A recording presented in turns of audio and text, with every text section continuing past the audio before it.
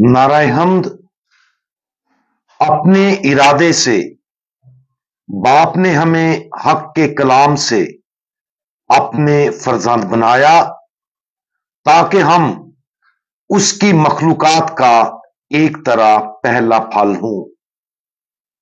आज हम मुकद्दस मरकस की अंजील उसका 8वां बाब और उसकी 27वीं आयत पर ध्यानो ज्ञान करेंगे और आज हम समझना, कबूल करना, गले लगाना इसके बारे में सुनेंगे।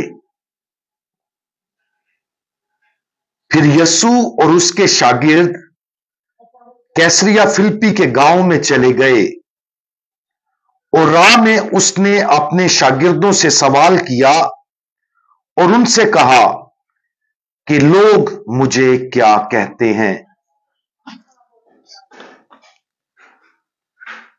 इस सवाल के जवाब में शागिर्दों ने खुदावंद यीशु मसीह को मतला किया कि कुछ सोचते हैं कि यूहन्ना इस्तबागी, बास इलियास, फिर बास अंबिया में से कोई।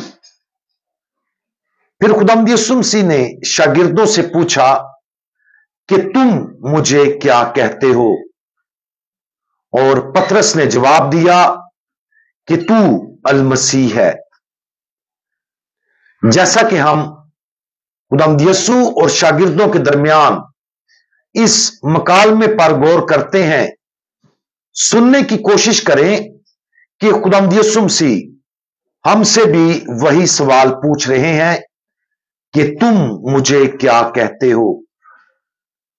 अगरचे गालबन हमारे लिए इल्मी सतह पर इसका जवाब देना आसान होगा, लेकिन इसका जवाब ज्यादा जल्दी ना दें। इसके बारे में सोचें, अपनी रूहों के अंदर झांकें कि हमारा खुदावंद यीशु मसीह के बारे में क्या यकीन है। अगरचे पतरस का जवाब दुरुस्त है, लेकिन इस पर गौर करना जरूरी है कि इसका असल मतलब क्या है। यह खास तौर पर इस हकीकत से वाज़ेह होता है कि जैसे ही यीशु मसीह के तौर पर अपने मिशन की वजाहत करने लगे, पतरस उसे कबूल ना कर सका। यीशु ने पतरस और दूसरे शागिर्दों को समझाया कि मसीह होने के नाते वो बहुत दुख उठाएगा और बुजुर्गों, सरदार काहिनों और फकीयों की तरफ से रद्द किया जाएगा और मारा जाएगा और 3 दिन के बाद जी उठेगा। दूसरे अल्फाज में खुदावंद यीशु मसीह चाहता था कि शागिर्द उसके मिशन के जोहर को समझें। खुदावंद यीशु मसीह का सिर्फ एक मिशन था कि वो खुदा का कुर्बानी का बर्रा बन जाए और हमारे गुनाहों के लिए मरे।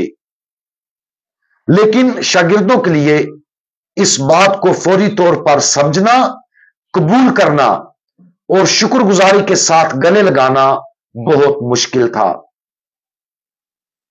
क्या हम खुदावंद यीशु मसीह के इस बुनियादी मिशन को समझते, कबूल करते और गले लगाते हैं? क्या हम समझते हैं कि उन गुनाहों की वजह से जो हमने जाती तौर पर किए हैं, हमें एक निजात दहिंदा की जरूरत है? क्या हम जानते हैं कि हमारे गुनाहों का नतीजा मौत है, अब्दी मौत? और क्या हम मजीद समझते हैं कि तमाम गुनाह और मौत सिर्फ खुदावंद यीशु मसीह की मौत से ही तबाह हो सकते हैं? बाजुकात हम ये सोचने के फ्रेब में पड़ सकते हैं कि यीशु सिर्फ एक मुतासर कुन शख्सियत है जो हमें सिखाता है कि हमें कैसे जीना चाहिए। और अगरचे ये सच है, लेकिन खुदावंद यीशु मसीह इससे कहीं बढ़कर है।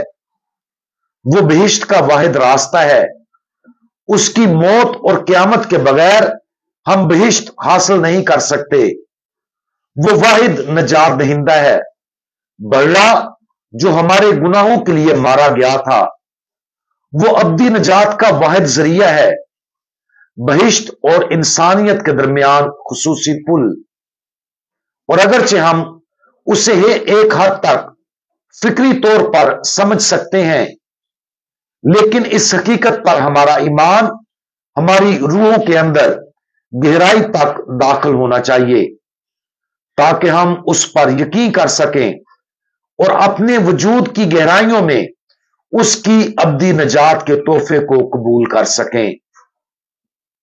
अगर हम वाकया ही खुदावंद यीशु मसीह की जिंदगी का तोहफा हासिल करना चाहते हैं, तो उसके लिए बुनियादी समझ, कबूलियत और गले लगाने की जरूरत है। आज गौर करें कि हम खुदावंद यीशु मसीह की तरफ से पूछे गए इस सवाल, तुम मुझे क्या कहते हो, का जवाब कैसे देंगे।